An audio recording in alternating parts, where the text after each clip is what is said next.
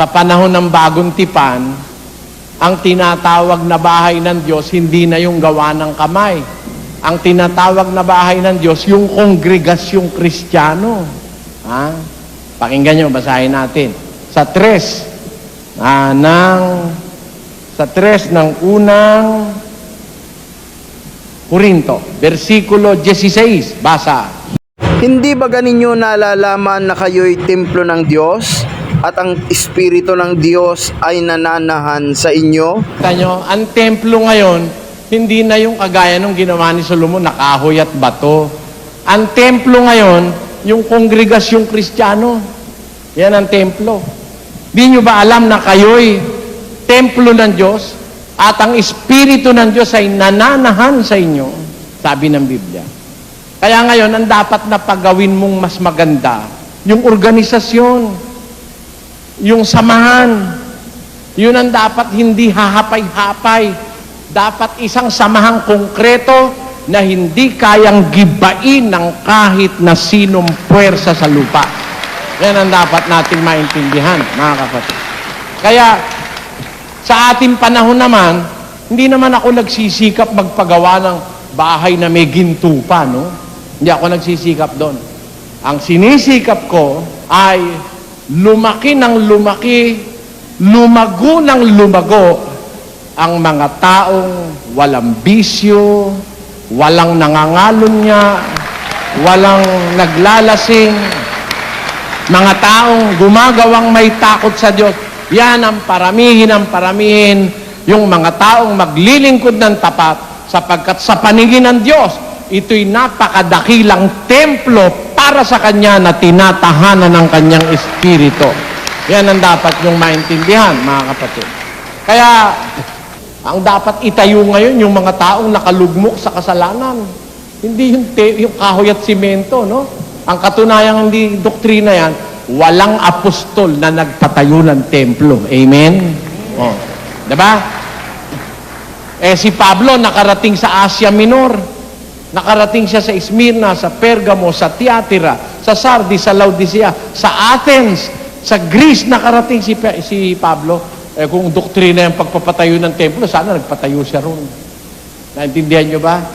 Biro mo, doktrina mo yung utos yung pagpapatayo ng templo. Although, hindi masamang magpatayo, pero hindi dapat na idagan yan sa miyembro.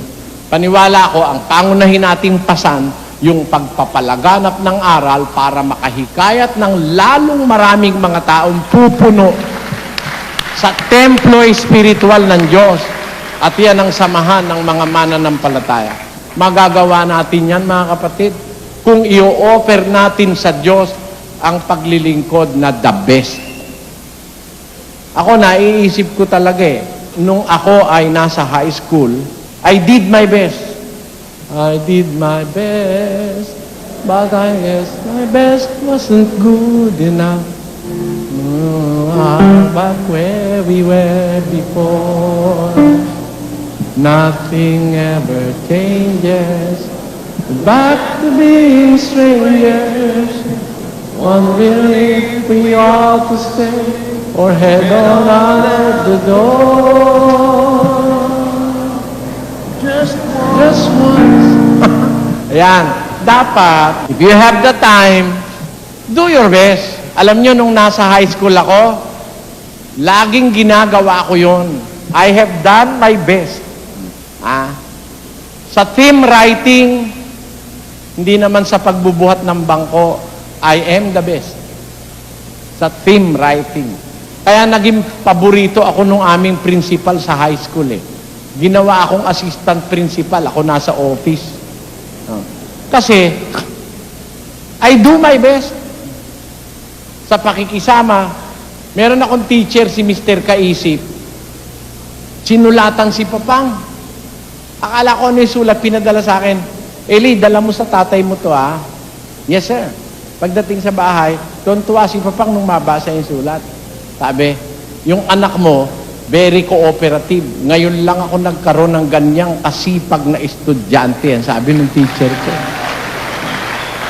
Kaya I have really done my best.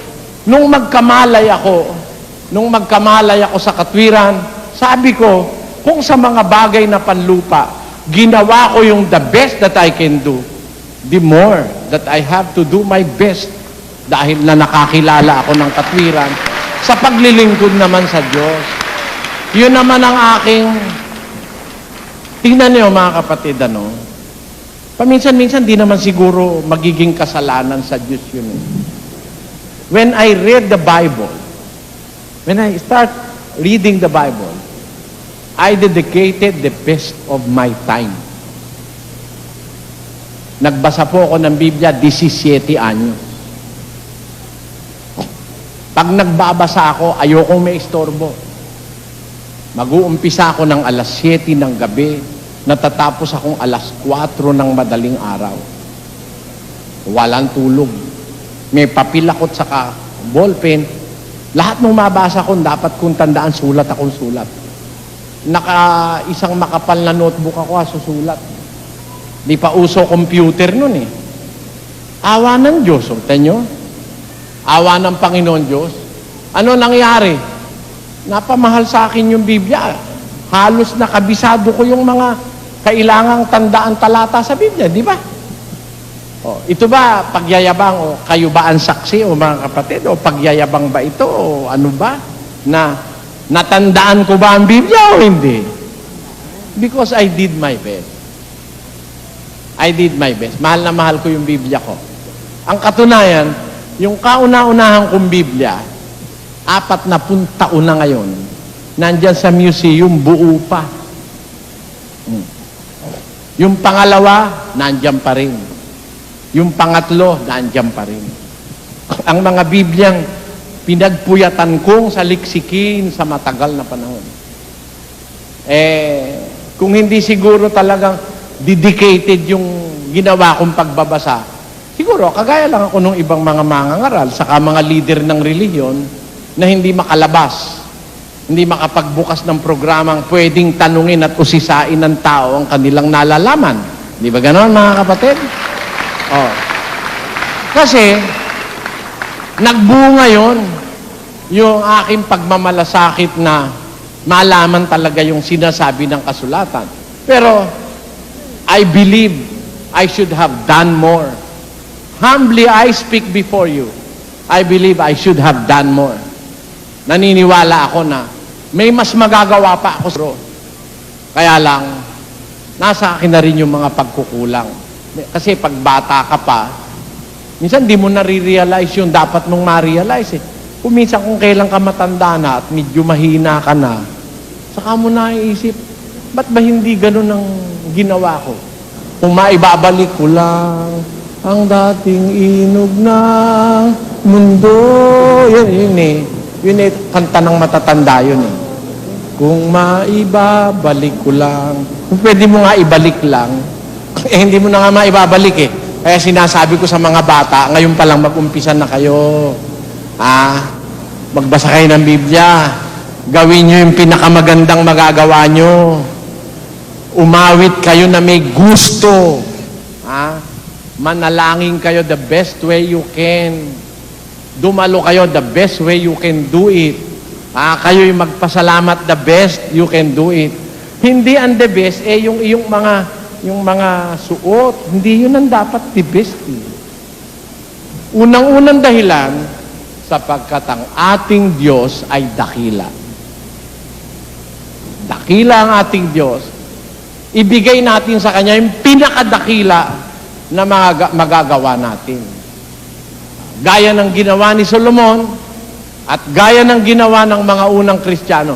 Alam nyo, yung mga unang Kristiyano nung araw, kung maglingkod sa Diyos, biro mo, sinusunog na, kinakainan ng leon, umaawit pa.